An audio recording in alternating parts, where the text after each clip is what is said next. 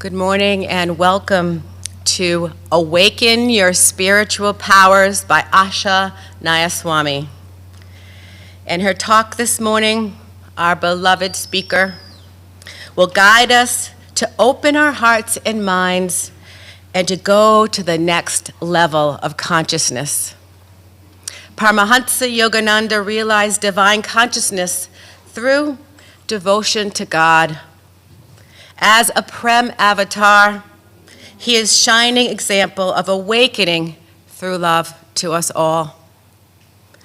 In his beautiful words, the words that he lived by, kindness is the powerful light that dissolves all walls between souls, families, and nations. Be afraid of nothing. Hate none and give love to all.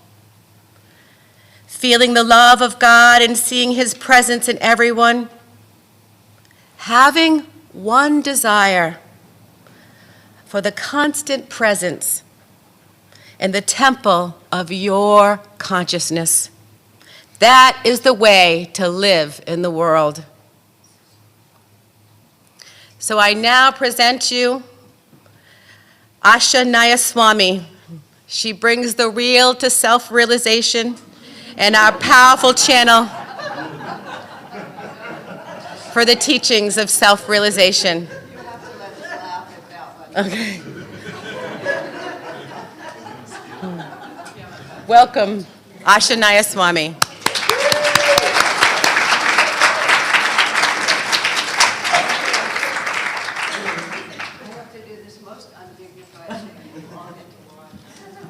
I used to close my eyes like a little child when I would have to do this. Because I figured if I couldn't see you, you couldn't see me.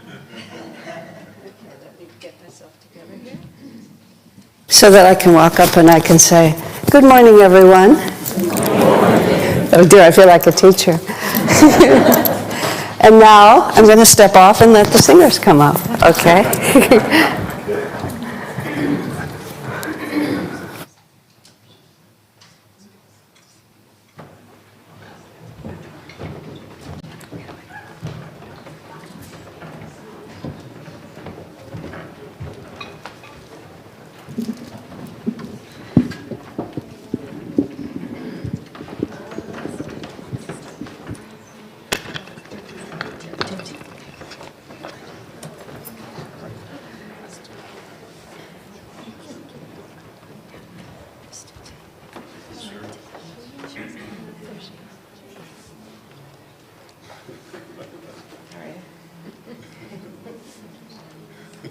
Where's Dunbar? You're too far away. I'm right here. Can you come up Sure. in the front, please? Come forward. So she just songs. Just two. Yeah. Okay. Would you still get that plan? Two part.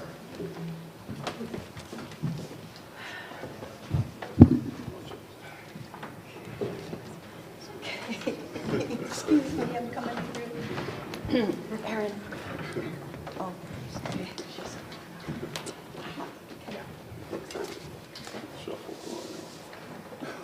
Okay, we have our full choir this morning. So in case you're wondering about this music, Swami Kriyananda wrote over 400 pieces of music of all genres. And if you have any questions, myself and Dambar and Ram are all manning the Ananda Music and Kirtan table. So here's my capo. It's an escapo. To leave it back to stage? So, well, I'll just quickly introduce. This song is from one of, I think, his finest bodies of work. It's oratorio, Christ Lives in the Holy Land and in You. And these songs were inspired by the places in the Holy Land that... I put a capo on the ground yesterday, but It was here today. you just had it when I was talking to you. I know, I think it might be at the music table, Ram. It's at the music. I think it's at the music table. I think it's So this first song that we're going to sing, Anew Tomorrow, is not really about the life of Christ, but it's about the energy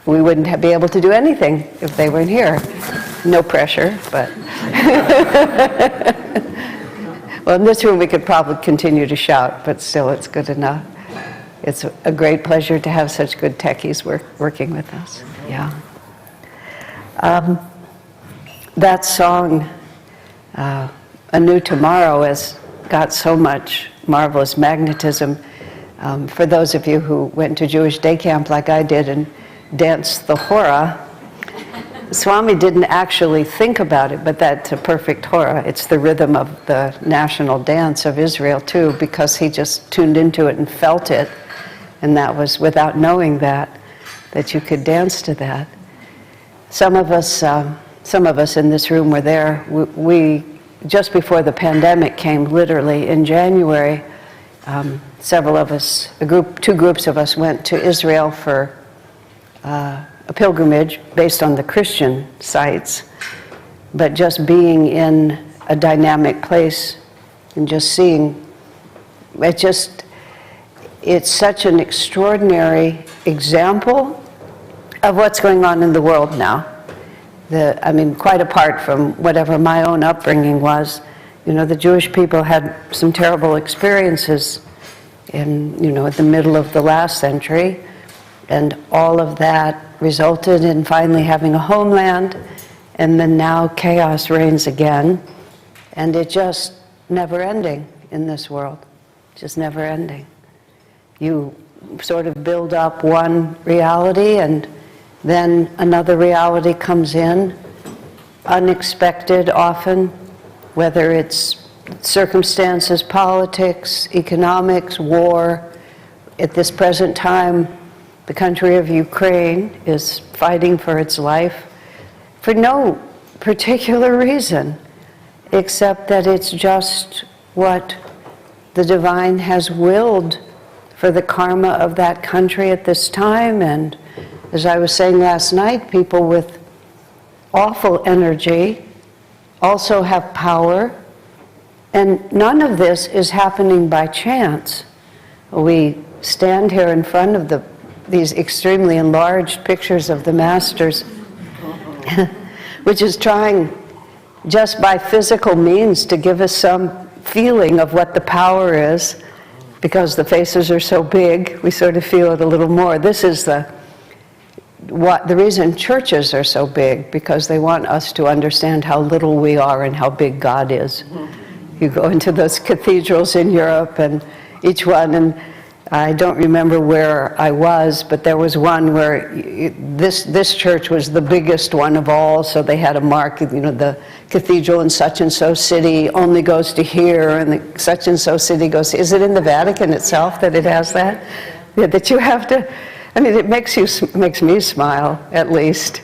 We must be more holy because our cathedral is bigger, and then ours is bigger still, and ours has more frou-frous, and whatever it might be. I was just yesterday afternoon, I just walked 2 blocks from here to South Church, which is on the corner there, and it was not in that location, but it was that congregation that was the hotbed of the American Revolution. And they proudly have all these markers of all the revolutionary things that congregation has done, starting with the American Revolution, but into equal rights, into civil rights, into ethnicity, into gender equality, into the first woman minister, just all like that, and sort of like it's in the wood grain. But just walking around the church, which was built about 100, maybe 200 years ago now, 18-something, late 18-something, and you look at every little thing that was done. The pews have these carved wooden places. The windows are so full of beautiful little bits of glass making the pictures. Everything is painted.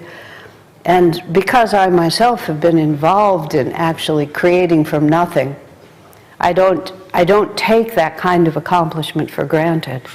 I have a very clear idea of what it takes to manifest something, the kind of energy it takes, and I can also just imagine the committee meetings, in which they looked at the picture of this and they argued about what they wanted, and then some individual on a scaffold with a paintbrush just making the whole thing happen, everything in this world. And then, of course, Ukraine gets bombed, and all of those buildings that people built so lovingly are reduced to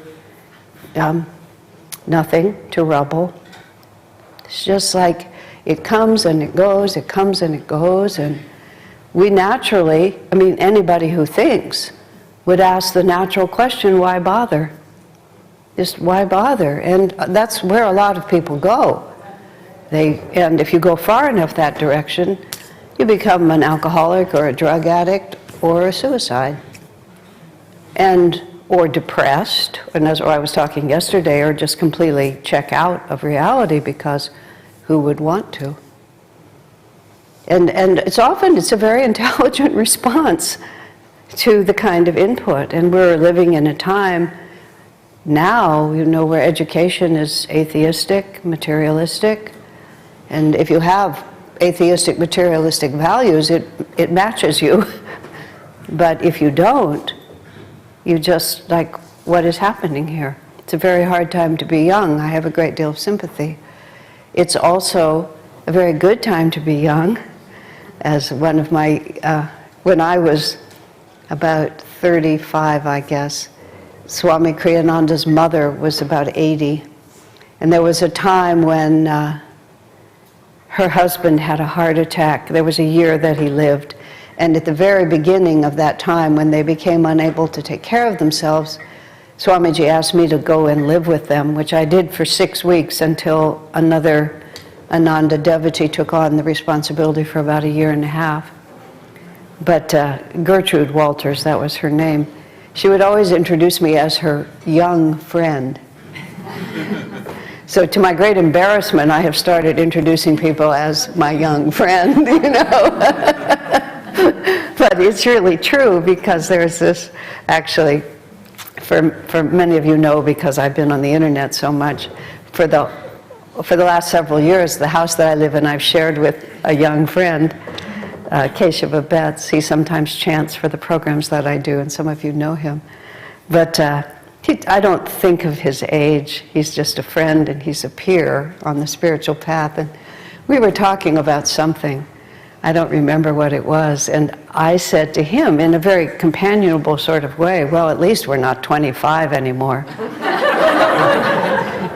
He said, technically I'm 26, but I don't think still that really applies. I said, without any forethought, out of just the compassion of my heart, oh, you poor sap, it's all in front of you. It's like that. Because it is. It's in front of us again. If you take reincarnation as part of the story, it's just here we go again. Here we are, and here we go again. Master said the reason that babies cry when they first come out of the womb, the start of the incarnation is when they inhale. I mean, of course, everybody's nervous until the baby breathes, but when they inhale, that's the actual beginning. If you're doing a horoscope, that's actually the time that you should count.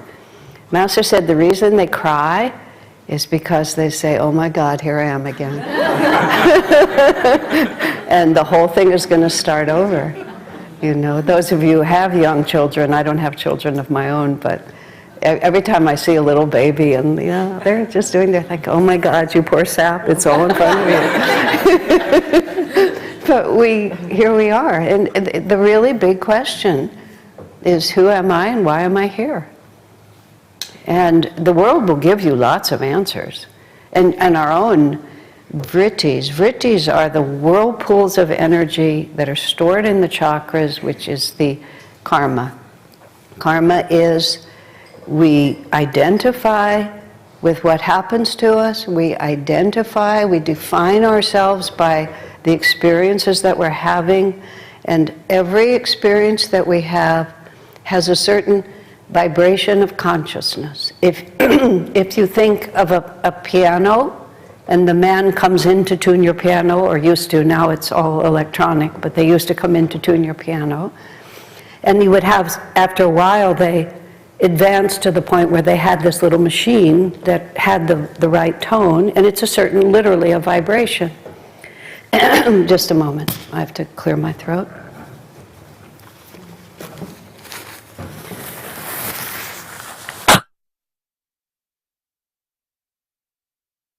I think we're fine. Each one of those notes is very exact. And if you think on a fundamental level, and I'll just step back for just a moment from that analogy, it's like we are here to move from limitation to freedom, from defining ourselves as this body that we're living in, the personality, the things we like and don't like, and all of the extra things that come along with this particular body: ethnicity, gender, the gender of the body that we're in, the attitudes that we have, intellectuality, music, whatever it might be.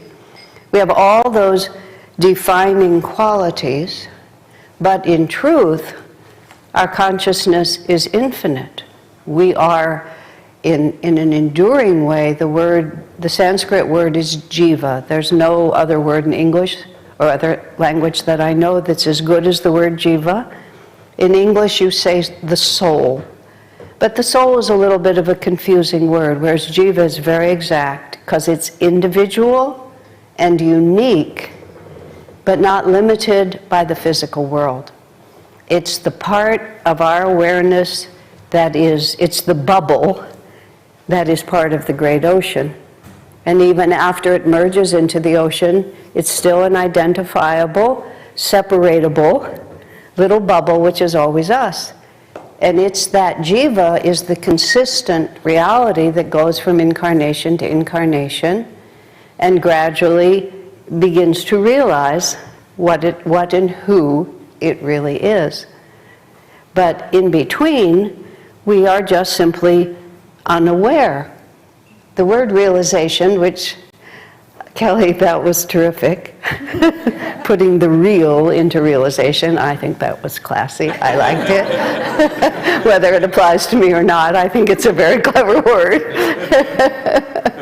But the word realization is a really good word because when you realize something, you haven't acquired it. It's always been there. It's just you were unaware of it and you become aware of it. And a lot of the spiritual path, a tremendous amount of the spiritual path, is just picking it up by the right string and getting the right perspective on it. Because we tend to fall into this sense of lack, or that there's something missing, I'm not good enough, I'm not really loved, I have to earn, all these other things. That somehow I don't have it and I will have it. But that's not true. It's always with us, we're just not aware of it. We haven't realized it. When you realize something, there's that feeling about it, isn't there? Like, oh, I just realized I have all the money I need to take the trip, whatever it might be. It's like I just realized that. I just realized that, my mother always loved me. She was just acting the way she had to act. Whatever it might have been. It comes to us. A fact that was there, a reality that was there, it just comes to us like this. So the jiva is that continuing individual awareness that gradually transcends all other limiting understandings. So if we think of ourselves as being that the goal of what we're doing is this infinite awareness. I mean, this is why we have the pictures of the masters here. They're honestly, and this is the hardest thing to realize, they're exactly like you and me. This is one of the great mistakes that Christianity makes at this point, is that they think that Jesus was just the first and only. That revelation began and ended with Jesus Christ, is how someone put it to me once. That was just the beginning and the end. And everything that was in the Bible that gave some idea, like reincarnation and a few other things, of where Jesus came from and how he got to be who he was has all gradually been removed. And so as a consequence, we can love Jesus and he can save us. You know, a lot of the basic theology is sound. It just doesn't have sufficient context for us to actually know what to do about it. Whereas what Yogananda brought and what his line of masters brought, same God realization, same we are the sons, if you'll excuse the gender language, I feel so sensitive about these things now, but masculine and feminine are cosmic realities. So when I say sons or daughters or men or women, I'm not talking about physical gender, I'm talking about vibrations in the universe. Yin and yang are nice because nobody reacts to them, but they're the same words, right? But they're the same words that we recognize that we are offspring of the infinite and what belongs to the Father belongs to the child. But Yogananda, Babaji, Sri Yukteswar, Swami Kriyananda, they talk to us about how they got there. And they talk to us about previous incarnations and about the process of realization. And the most remarkable thing to realize is that the jiva, that was Jesus, the jiva that was Yogananda, every single thing that any of us go through, they have gone through it. They became realized, the same as we will become realized. And with infinity and perfect awareness of our divinity is at one end of the spectrum. The opposite end of the spectrum is a completely materialistic concept of the universe and of self.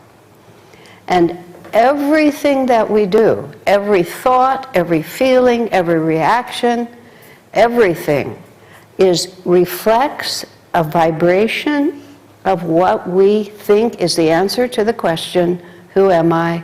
What is real? Where does happiness come from? What causes suffering? That's what I was talking a bit about last night. We're always making decisions and we're always responding to the world around us according, not to some big intellectual idea that I can spout, but what I really believe is true. Just yesterday or day before when I was coming back from the airport, and we were just driving, and the Boston airport is memorable. Let's just leave it there. It's a memorable experience, and we were somewhere where I thought we were about to smash into some cement, something or another, for no particular reason. It was just, that's what it looked like to me. And I flinched. And every time that happens, I say to myself, when will I ever learn? There's a story, an autobiography of a yogi about a sadhu, an advanced yogi who was being pursued mistakenly by the police. And the police officer, the whole story is so bizarre. The sadhu wouldn't stop even though the police were trying to stop him. They thought he was a dangerous criminal, so I guess the policeman had a machete. And so he just, to get the man's attention, he hacked his arm off. You would think some other method might have worked. But anyway, in the story, he hacked his arm off. The arm falls to the ground. The sadhu doesn't flinch. That's the part I'm talking about. He doesn't flinch. He just calmly picks his arm up, puts it back on, and it miraculously heals. And then he calmly says, I'm not the criminal that you're seeking. But the part of that always I noticed is he didn't flinch. And it would sort of be like if somebody kicks the stand over there and knocks over the Kleenex box. Why would I flinch? It's not me. But when it's this body, I have this very deep feeling that this is me and something has happened to me. I'm also extremely attached to my ideas. And if you don't agree with my ideas, let me phrase it differently. This is because it's not exactly true. But when I will put this in the past, I have been very attached to my ideas, and when I wanted things done a certain way and people didn't want to do it that way, it often felt like a near-death experience to me, which would prompt in me what I called a panic survival response, which would cause me to intensify my arguments in favor of my ideas at a more rapid speech and a higher pitch. The fact that this was not effective took me about 25 years to figure out, but nonetheless, because my ideas are really super important to me, okay? Way out of proportion. As one of my dear friends said to me wonderfully, so sweetly, "You're not right as often as you think you are."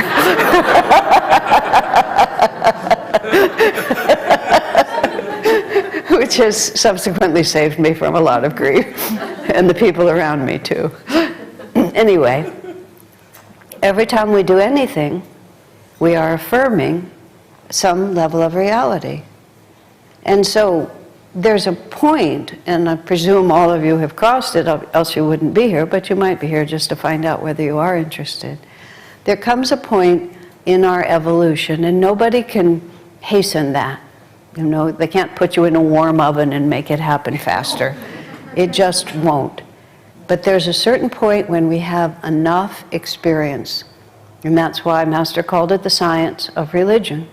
There's a point where we've done the experiment. The jiva, I don't know why, that's the way God made it. I can't answer any of these questions, but the jiva is compelled to have one experience after another, and to constantly, probably in the astral world, our guardian angel says, "And how did that work out for you?"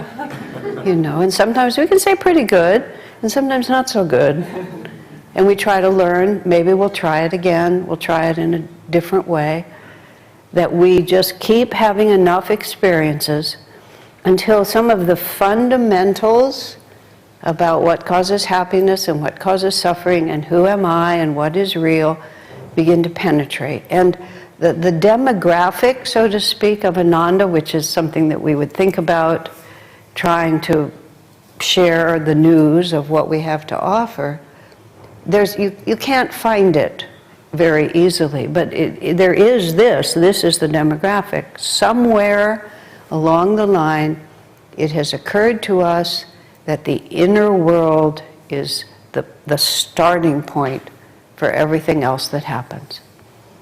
And of course, I'm sure you know people, and I know many people, for whom that is simply, they don't know where to connect with that idea. It simply doesn't exist.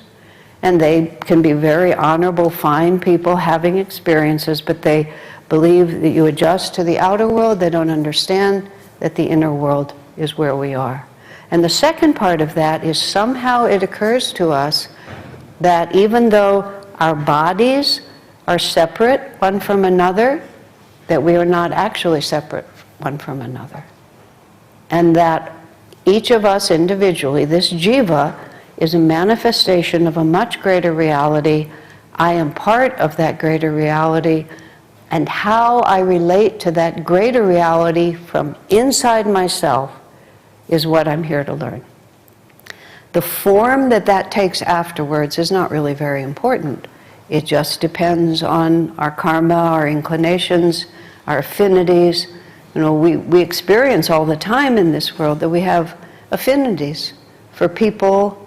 And there are people in my life that 15 minutes we're lifelong friends. It's just like, oh, there you are. Just over breakfast, someone was asking me about meeting Swami Kriyananda. I have no explanation for what happened except reincarnation. Oh, there you are. It's a chapter book.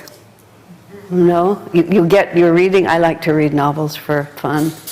You get to the end of a chapter, and if it's a good book, you know, the whole chapter ends in some way, but you just turn the page.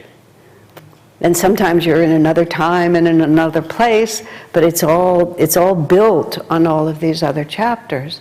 So that's what our lives are. It's just a chapter book. And so you get separated at death or for a number of incarnations, but oh, there you are. Love at first sight. People have it all the time. You meet someone and you just know. And you do, and your baby is born, and hello, there you are again. Just like that. Or you pick up autobiography, or in my case, Swami Kriyananda walked into the room. Oh, there you are. This is just what I was waiting for. Everybody's nodding, you all know this. Exactly. So we go through enough experiences and we learn from experience. Nobody learns from being told anything. I mean, anybody, again, who's ever tried to raise children knows that. Yeah. Or be married, you also know that, right? We never learn from, we tell each other things all the time, but we don't actually learn anything from each other. We just, if somebody says something that you know to be true, they can articulate it in such a way. Like when my friend said that I'm not right as often as I think I am, I recognize that. Yeah. They didn't teach me, but I recognize it. Oh yeah, that is true. That's exactly how it's happening. So every time we react or do anything, because we identify with this event, which is me or you, we hold on to it. The mechanism of doing so is the chakras. I have countless hours on my YouTube channel about the chakras, and they're all interesting. But the chakras are the energy centers from the base of the spine to the crown of the head, and they represent fundamentally, there's many ways to speak of the chakras, but it represents fundamentally that spectrum. The first chakra is the earth chakra, the seventh chakra is the superconscious freedom chakra. And just to be clear, the chakras are all good. They just have different directions, but from pure materialism to pure freedom, this is the spectrum. And vrittis, this is where I started this whole conversation, these vrittis, these little whirlpools of energy, are deposited in those chakras, and they hold that vibration, which is when I think this body is going to get crushed, I flinch, which would be a defining of myself as a material being, and that death or injury of this body is going to hurt me, what I call me. Personal pronouns, which are also a big story going on right now, but personal pronouns are super important because how do I define myself? When I say I, what am I talking about? And tremendous amount of the misunderstanding of the Christian Bible, of the New Testament, is because Jesus used the pronoun I in a certain way, and subsequent generations of priests can only imagine that he meant his limited physical body. So when he says I, but when he said I, if you read the Bhagavad Gita and read from the India side, when a master uses the pronoun I, he's speaking of infinity. Because the body is just, it's a part of it, he's responsible. Yogananda said, when I take a new incarnation and see the personality I have to assume, the body I have to live in, the personality I have to assume, he said, it's like a heavy overcoat on a hot day. He says it's kind of uncomfortable and itchy. But then I get used to it. But when they say I, they never think of just this little body because they have identified that Jiva has liberated itself from these little identities. Kriyananda used the phrase, Kriyananda is an event for which he was responsible. Those of you who've ever organized big events, I've organized a lot of them. Some of you organize this, you know. Running an event is a big job, and you have to pay a lot of attention to it, but you never think, I am the breakfast that we're serving. It would just be ludicrous. To the masters, when we say I and think it's this body and all the stuff that it's involved in, they think it's ludicrous. We're like children. We are children. It's not like, we are children. That's why we speak of it that way. So each of those little experiences makes a whirlpool of energy in the chakras, and the chakras gradually become an energy pattern that is a perfect reflection of the sum total of our understanding of the question, who am I, what is real, where does happiness come from, where does suffering come from? And so we move around, you know, in a physical way, but we're actually being moved all the time by the magnetism and the energy inside our chakras. And because this is an energy universe, not a material universe, it's the magnetism of those vrittis that determine everything. Determines where we're born, who we marry, who comes to us as our children, our success, our failure. It's our karma, in other words. And the karma is something we don't know, just something we haven't yet learned about who I am and whether I'm real or not. Now, it's very important. I have put over the years a tremendous amount of energy explaining from every angle that I can think of what the chakra system is, how it works, how you work with it.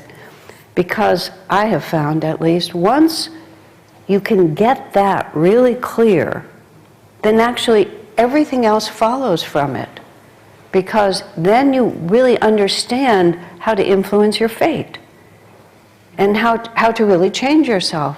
And when we die, when the physical body dies, now we have all these wonderful death and return stories, and we also have with it wonderful movies where we have this thing illustrated now, just as common knowledge. The more things become popular, sometimes the more confused they get, but in this one it's actually going pretty well. You have the same actor with the same makeup and the same beautiful hair and all of that. They die, and then they rise again. And then they walk around this world and, nobody can see them, and they can walk through the walls and all the things that happen.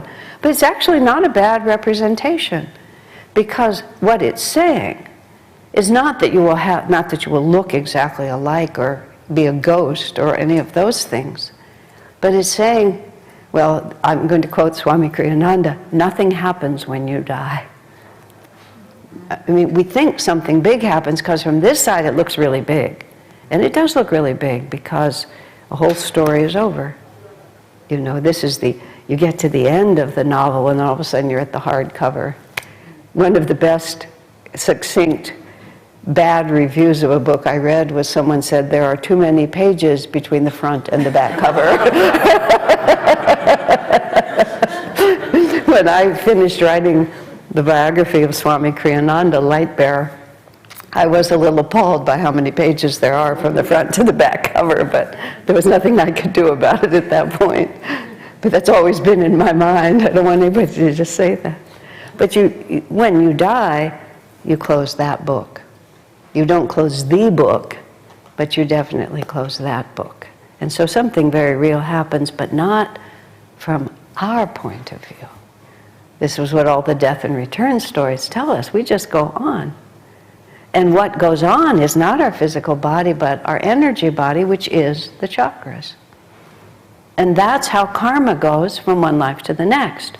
Because the form of it, we don't have the house we're attached to and the people we were married to and the children that we love and the vacations we never got to take and the money we have in the bank. I mean, it's not any of that. But it's the vibration of consciousness that represented to you. Security, power, love, and everybody uses things differently. It's not like, for some people money is power, for some people money is security, for some people money is how they get love, how they get self-importance. And it's not what it appears to be to anybody's external, but simply what it is for us. Okay? Now, when we start talking, as we're supposed to be talking about today, about how to awaken your spiritual power, it's a perfectly fine sentence, how to awaken your spiritual power, but it also, there's many other ways to think about it that I think are better. One of the interesting factors that we have to realize, and again I point to the masters behind me, we use words like unconditional, free, perfectly free, infinite, eternal, all of these different things, which all mean unchanging. That it's the consciousness of a self-realized master is unchanging. It's not modified anymore by any conditions. Our consciousness is modified. All of us have had probably better and worse moments already, just this particular day. I was having some weird, intense dream just before I woke up. Now I can't remember what it was, but I was somewhere else in my subconscious mind, and then I woke up and tried to figure out where I was, what I was doing, and just all these different oscillations of consciousness. Swami Kriyananda remarked once that he's exactly the same asleep or awake, is how he put it. Sometimes he would have dreams of different kinds, but his personality and his perception of reality was always exactly the same. I said to him, that means you have nothing in your subconscious. And he sort of reluctantly said, yes. Whereas I know that I have lots of vrittis that are always reaching up and grabbing my attention. So coming back to the masters, coming back to the divine mother, however you want to think about it, they are always exactly the same.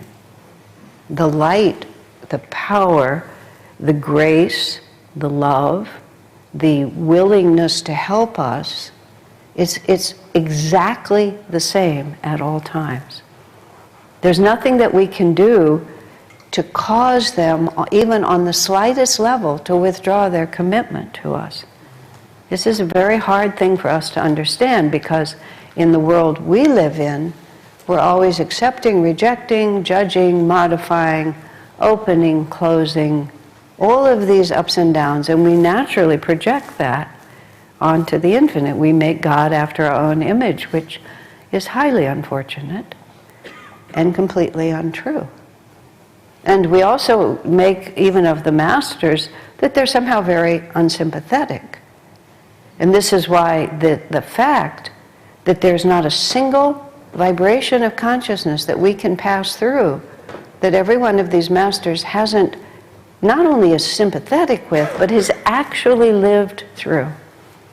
Master made the remark that he remembered all the way back to being a diamond, right? I wear a diamond now for the planet Venus, and I look at that and I think, oh my God, who are you? You know? Because I have these 3 gemstones, and each one of them was individually selected, and when I selected them, they were like, this was the one I had to have. And I have a penchant for big, gaudy jewelry, but anyway, that's beside the point. They were personal. They were very, very personal to me. I asked Swami Kriyananda, somebody else put the question to me, and because I had access, I asked Swamiji, how long did it take Master to get from being a diamond to a master? Swami said first, he said, that's a ridiculous question. By that point, I was quite comfortable, and I said, I thought it was very interesting, sir. There was a time in my life when I would have shrunk, and he wouldn't have said that to me at that time, but I was perfectly comfortable. And often Swamiji would reject, not often, but sometimes, he would reject something, and then the next moment he would respond to it. So he rejected it with that comment. I defended the interest. And then he said, all time is short compared to eternity, which was clever, but not an answer. So I still don't know. However, if a master's position of God realization, which he said came to him a long time ago, whatever that means, all time being short compared to eternity, he said, that means that everything that you have to do to get from there to there, he lived through.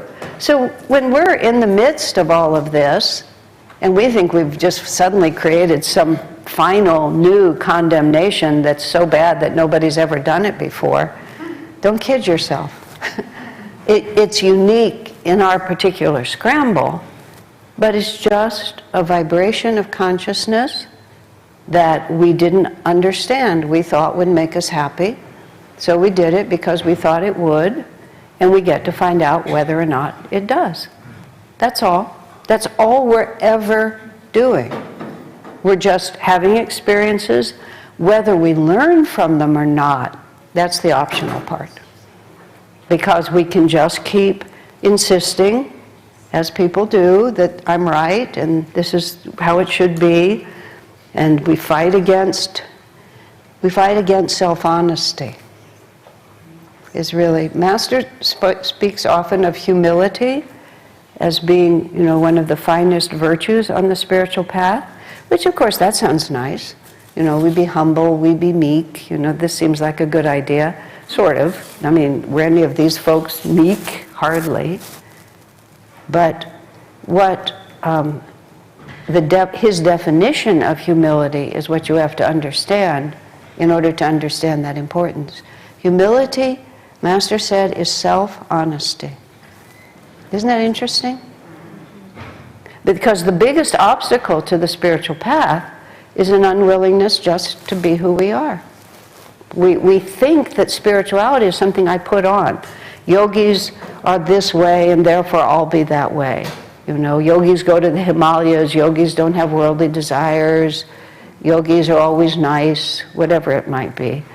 And so we try to be like that instead of actually asking the real question, who am I? Why was I born? What am I here to do? Swamiji was once asked, how can I tell what my dharma is? Swami said, if there's a job to do and you're next in line. I mean, that's how much sort of sentimental, romantic, your destiny he gave credit for. Now, that doesn't mean that it's as simple as that, but it is almost as simple as that. It's not a question of this, you know, we all want to be important. The hardest thing for people to accept is that we're just kind of in the mediocre middle, really. A woman friend of mine was so worried all the time about whether she was doing things well enough. And I finally said to her, I took a risk, but I knew her. I said, you know, you're perfectly adequate at everything that you do. And fortunately, it was just the right thing to say. And she just cheerfully went around and told everyone that she was perfectly adequate. For myself, at a certain point when I was fighting this battle, I realized that I was a pretty nice person. I wasn't a real nice person, but I was a pretty nice person. And you know, in the greater scheme of things, being a pretty nice person is not a bad thing to be. It's just like I could face Master at the end of my life and say I was a pretty nice person. Next time, good luck next time, honey, you know. But humility is just to see things as they are. And I mean, maybe you are really outstanding. Maybe you've won the world prize for something or another. Maybe you know that you're the best singer, the best violinist, the most innovative dancer, the most fantastic writer, the richest man on the whole planet Earth. Because if it's true, it's true. And even to repudiate it is not humility.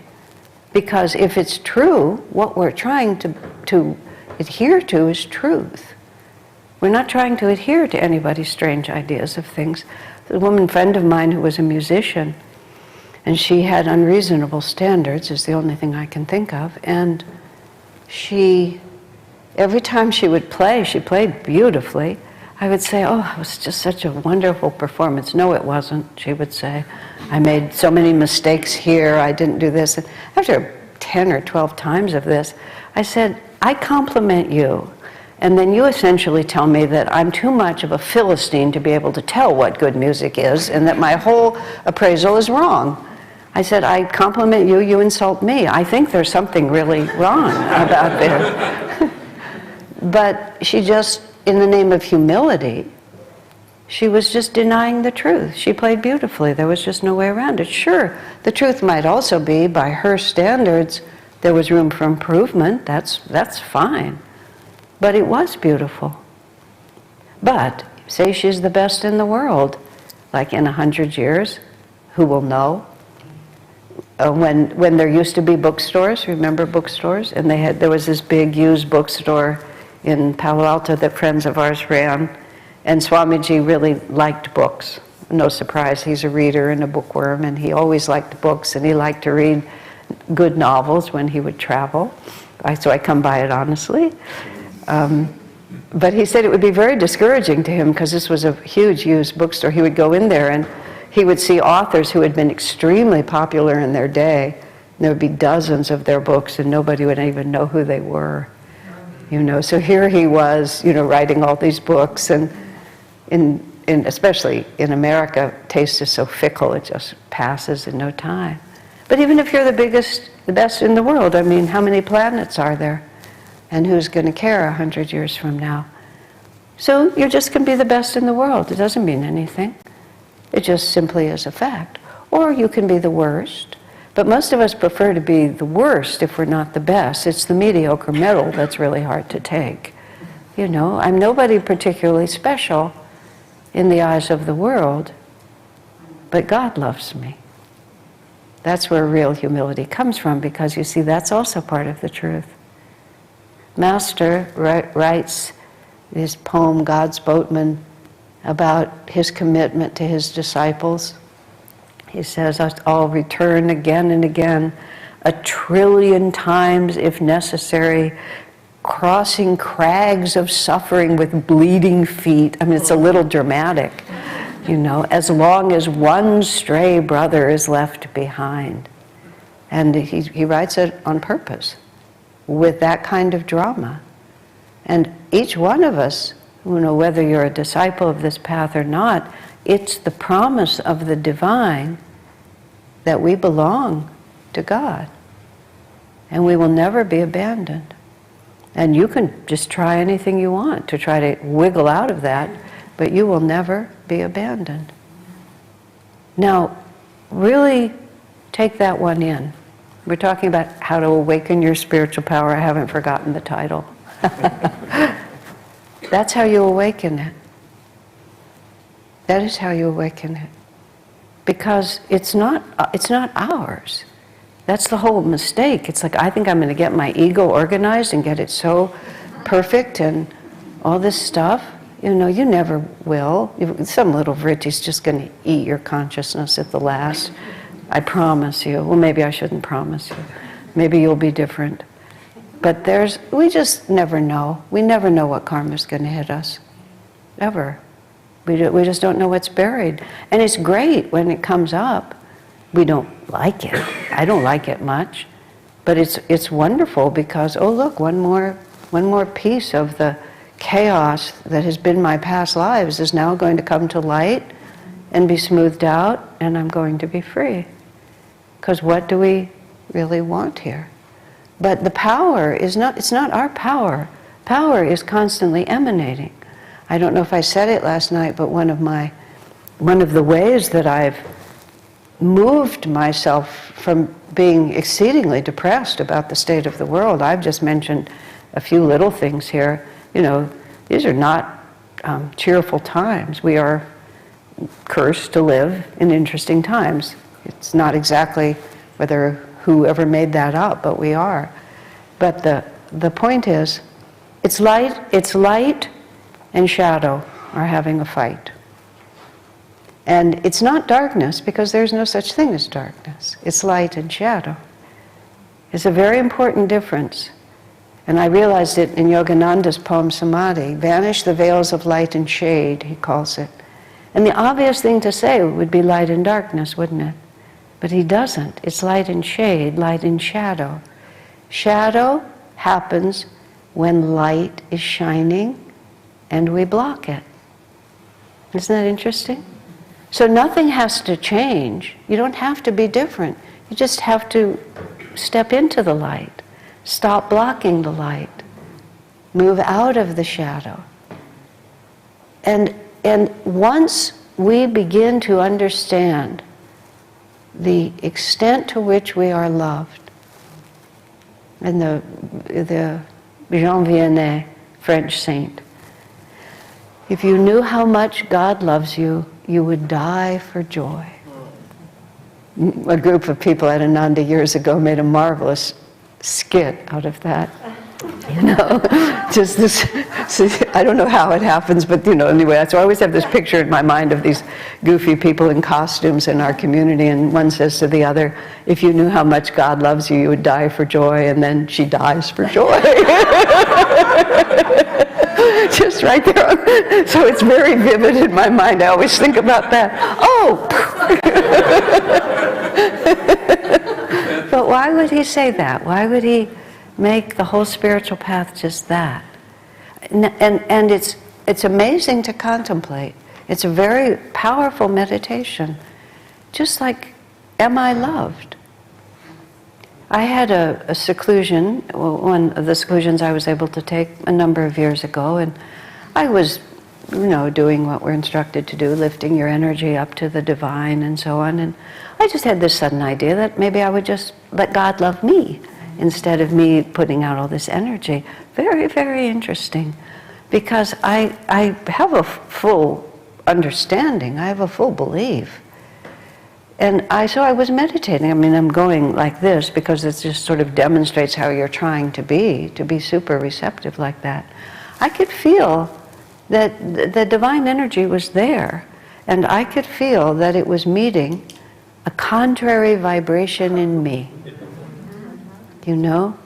And it was just this other energy, because we're only talking about vibrations, right? So this vibration of divine love is trying to come in me, and I'm holding on to.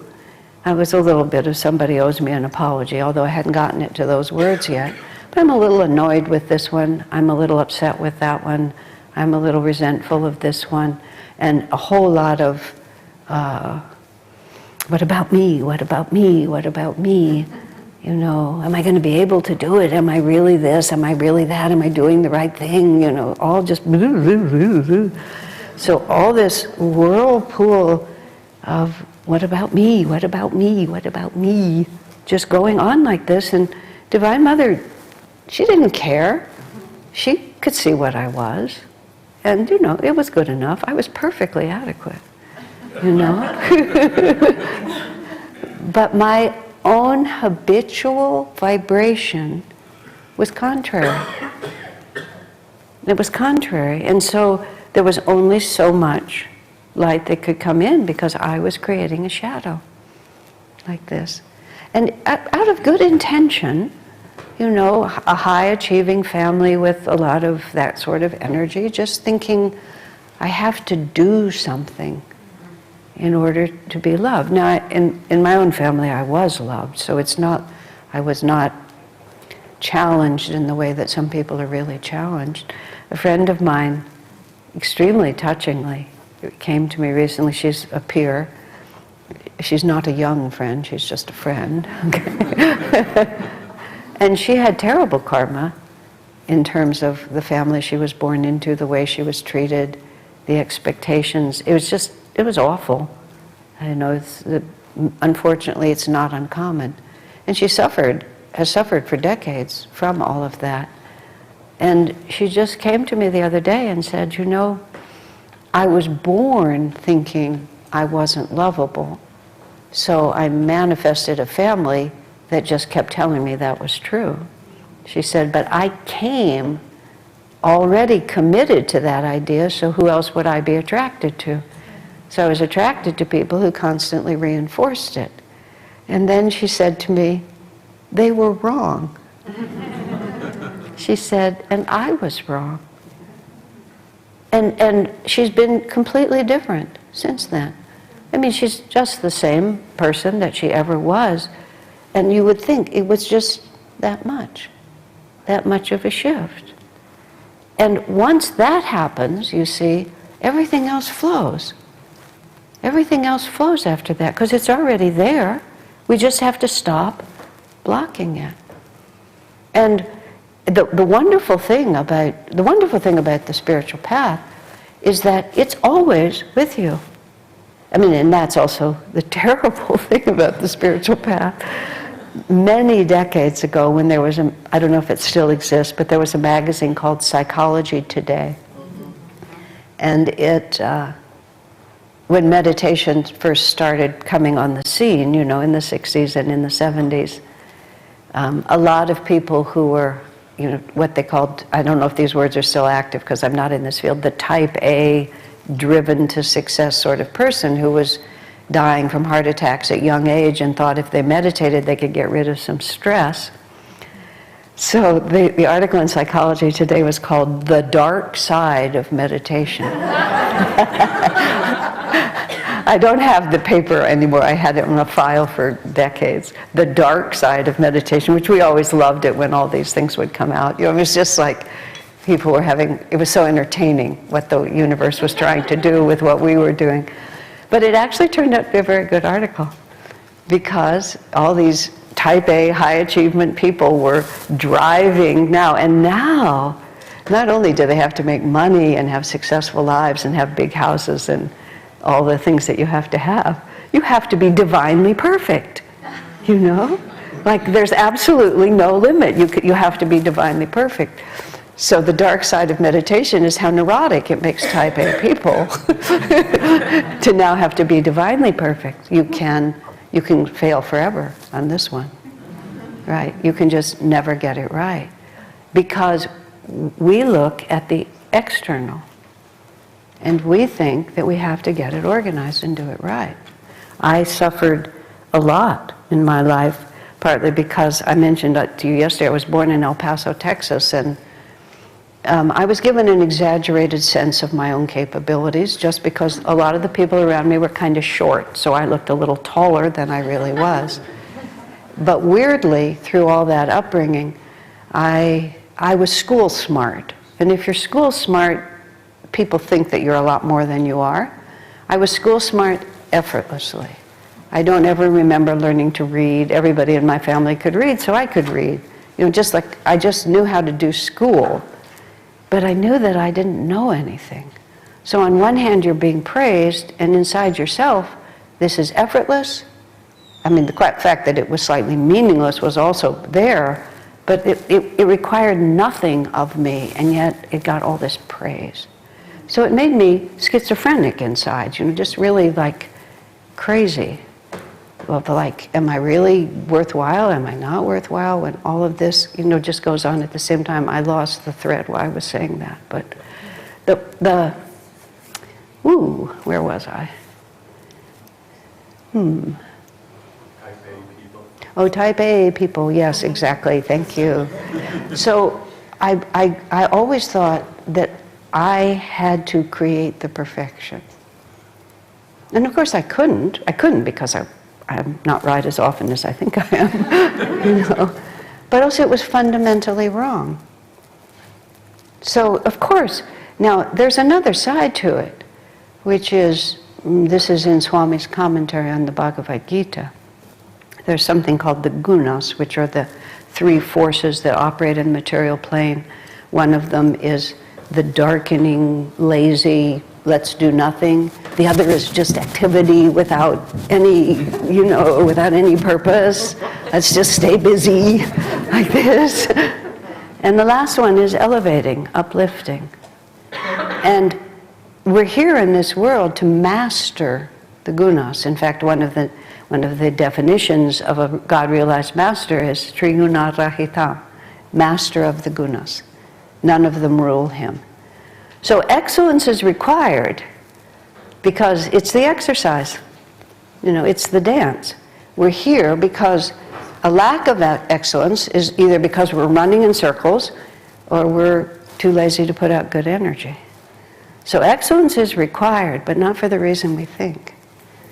Excellence is required because in the effort to overcome those qualities, we will become who we're meant to be.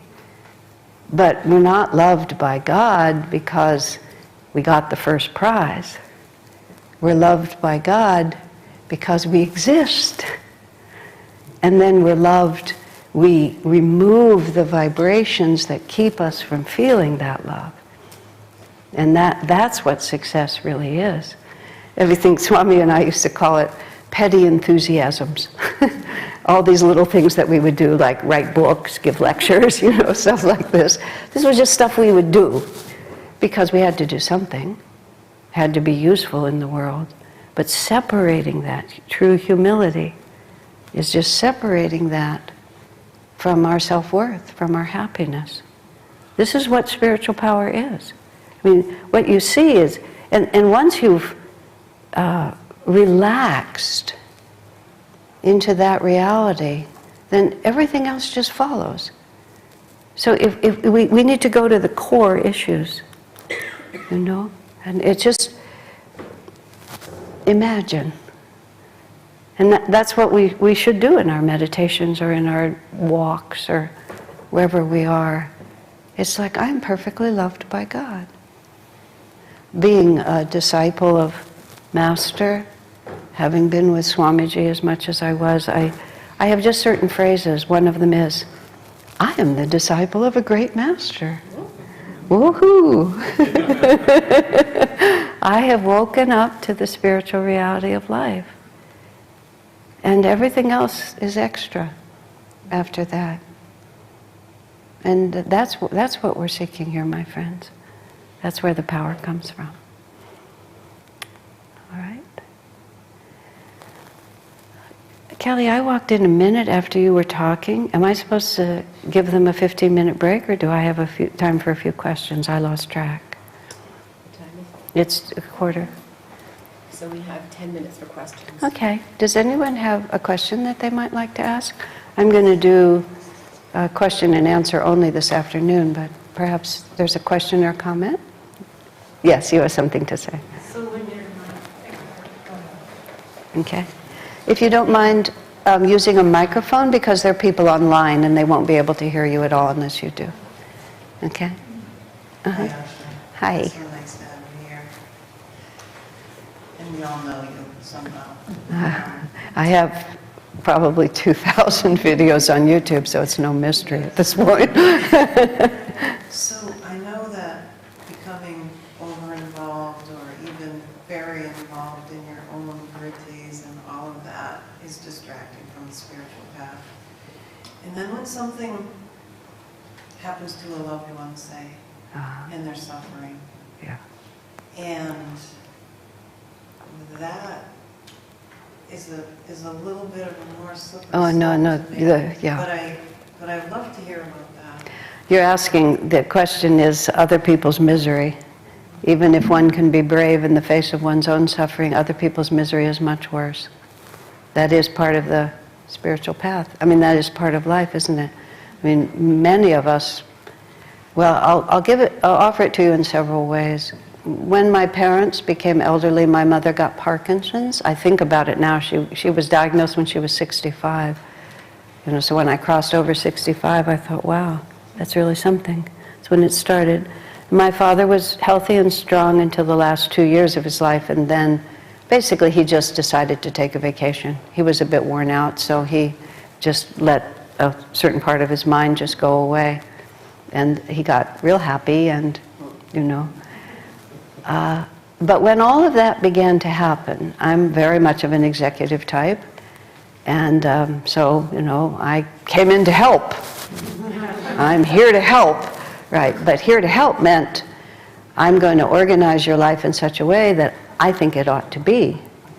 And I've never had children of my own, but let's just say my parents didn't like that. They weren't just sitting there waiting for me to come in and organize their life according to my.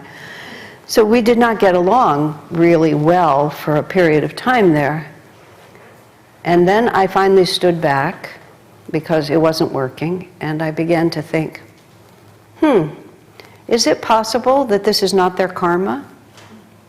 You know, is it possible that this little piece of creation is outside of God's will and that their destiny is really for me to decide and I know what is best? And I also realized on a very deep level that I wasn't afraid of my own karma.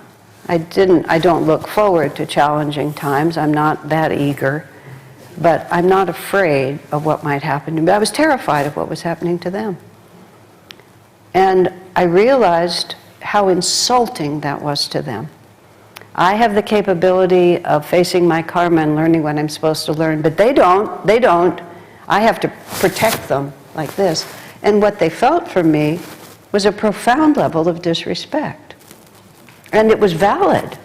I thought they were helpless in the face of their karma and they had to have me change it for them. So that was the first step, that like, yeah, this is hard. This is really hard. But why would it not be the right thing for them? And how could I possibly help them? I'm very, at least theoretically, clever about being a parent. I know that you have to let children grow, but I've never been tested in this life, but I understand the principle. I realized it's all love. All true love is mother love. Mother love being the idea of self-sacrifice. Mother sacrifices even her own body.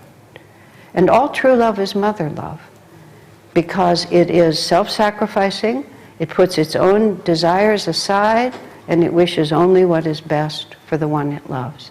And it is courageous, recognizing that if this is the karma, it has to be faced. And they will have the strength to face it. So that was the first step for me, to just realize how disrespectful it is to panic when other people are suffering and they have a lesson they have to learn. And why do, what am I supposed to be learning here? So I came up, in another circumstance, I went through something also like that, where I was very upset about someone else's karma.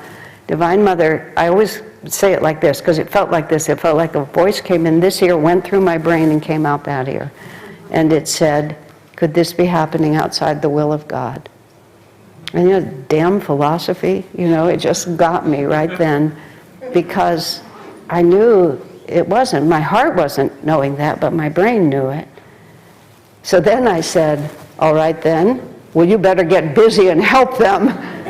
And so the prayer was not a sweet little, oh, thy will be done, nothing like that. It was, we've had it with this. And I'm at the end of my rope, and if this is going to be different. And it finally came down to this prayer, and this is what I used for my parents for the last years. Whatever it is you're trying to teach them, you need to help them learn it. And then I would also pray that they would have the humility, the receptivity, and the wisdom to receive what was being taught to them. And you can put a lot of energy into that prayer and still be on the right side of the story. And some karma is just really hard.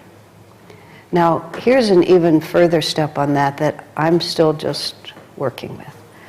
In Swami Kriyananda's house where he lived in India, in the community they still have there, there's a poster on the wall, and I wish I could say it exactly.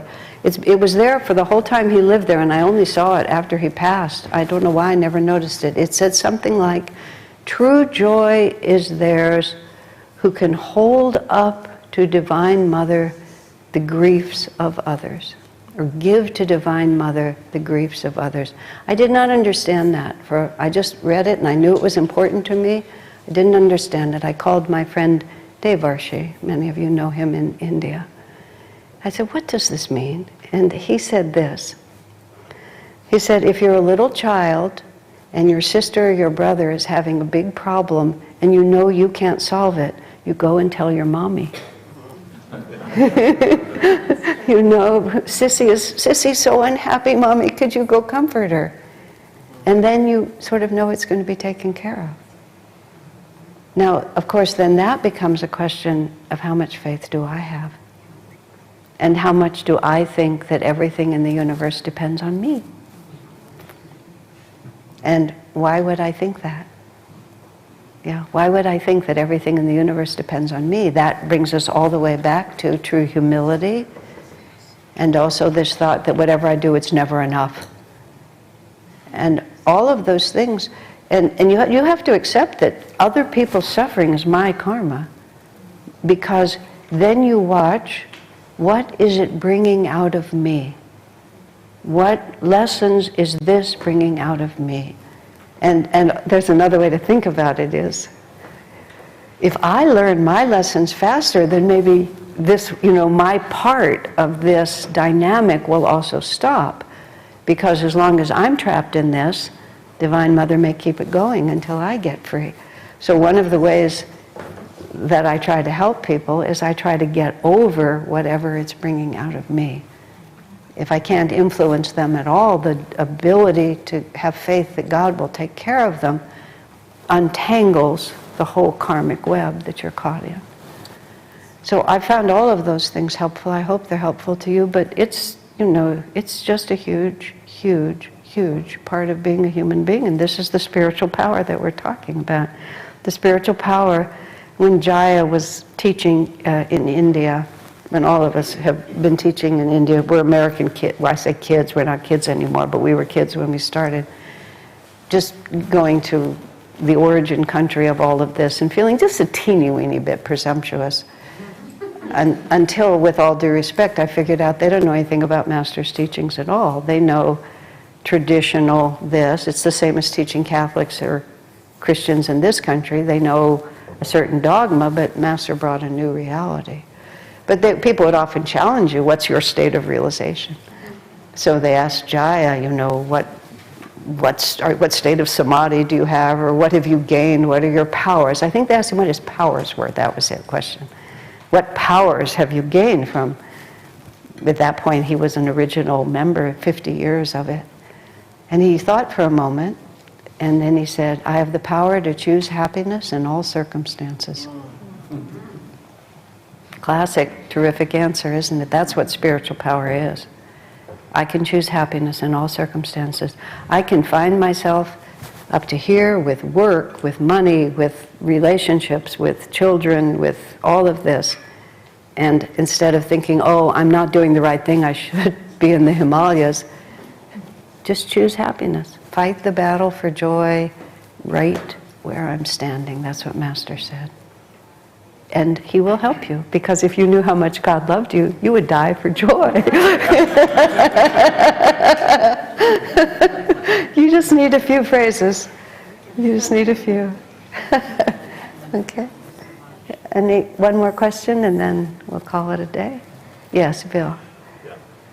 Uh-huh. Thank you. Thank you, Kyle. It's a little comment along this line. Uh-huh.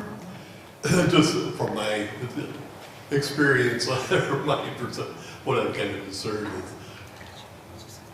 with, everything's in perfect divine order. We have to, understand this isn't our show. This is the divine show. So, for us to be liberated, we just need to learn to love the way God loves. Yes. And He loves it just the way it is. Right. That helps it be different. Right. So once we learn to do that, we free ourselves. We do free ourselves. Yeah. Now you have to understand, and excuse me, have you finished your thought? No, that's I just shared it. Okay, we have to understand that love is dynamic. Because God does not love us passively. God loves us so much that He's going to enable us to become free. And I've heard really unpleasant things which I rarely repeat, but I'll repeat it now. He doesn't care how much we suffer. Because He knows we're going to become free, and He knows, this is how I say it to myself. If there were an easier way for me to get to freedom, Divine Mother would take me there.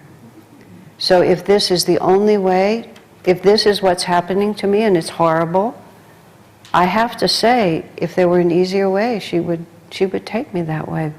Think of it just in human terms. Your own mother, or your idealized idea of a mother or a father or a friend, if there were an easier way, they would take you through it. Therefore, this must be the easiest way for me to get free. Swami Kriyananda also said something once that is applicable to both of these. He said, whenever he sees someone suffering, even suffering intensely, he says he thinks about the day of their liberation and how much sweeter that day will be because of the suffering they've had to endure to get there. And that one has also really, really helped me.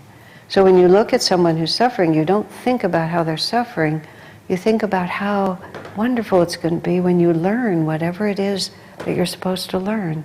And time is not real. So that's happening now. We all know that the now is the only reality we live in. And when that now comes... Would you say this to the people of the Ukraine who are on the run? I wouldn't say anything to them unless they asked me. The question is believe me, I've been asked every day about the people of the Ukraine.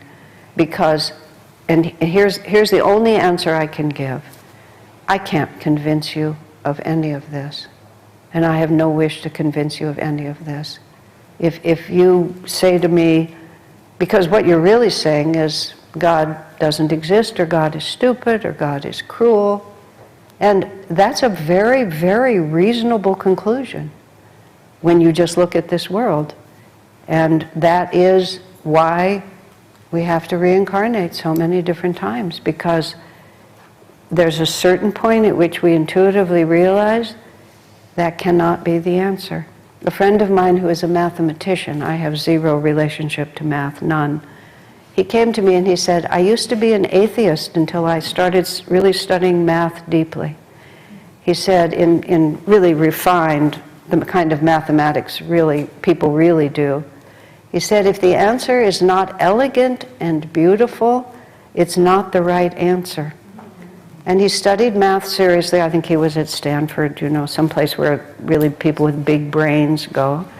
And he said he studied the math for a number of years, and then it crossed his mind that his answer that God was stupid and uncaring and that everybody's suffering was pointless and evil people were the ones who had all the power in the world, which is a pretty easy conclusion to draw.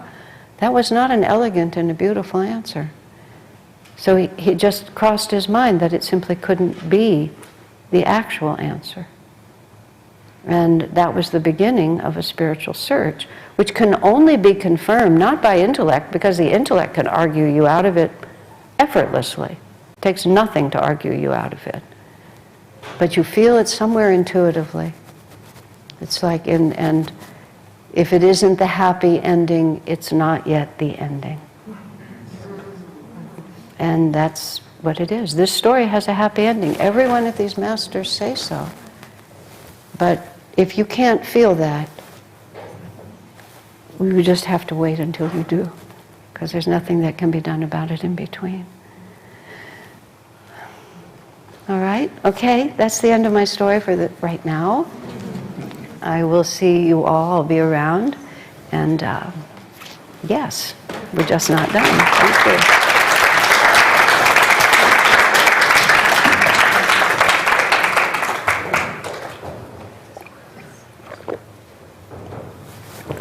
Thank you, Asha.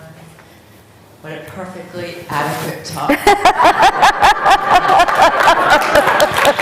I love it so much. I love it with all my heart.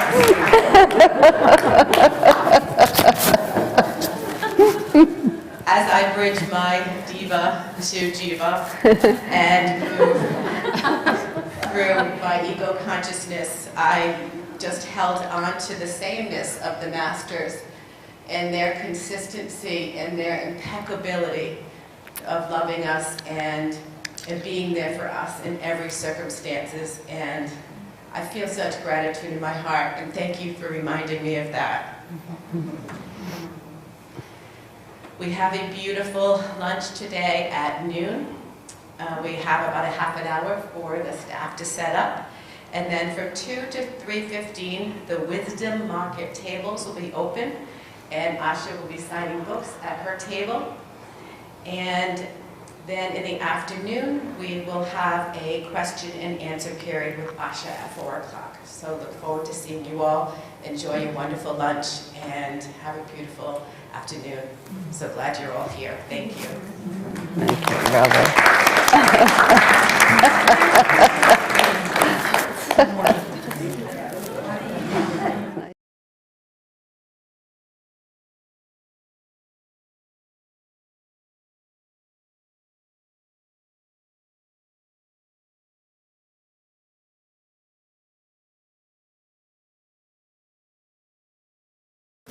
And that will be from 3:15 to 4. It'll be an online question and answer from each one of our volunteers from the Wisdom tables. So that should be wonderful. Can't wait for that.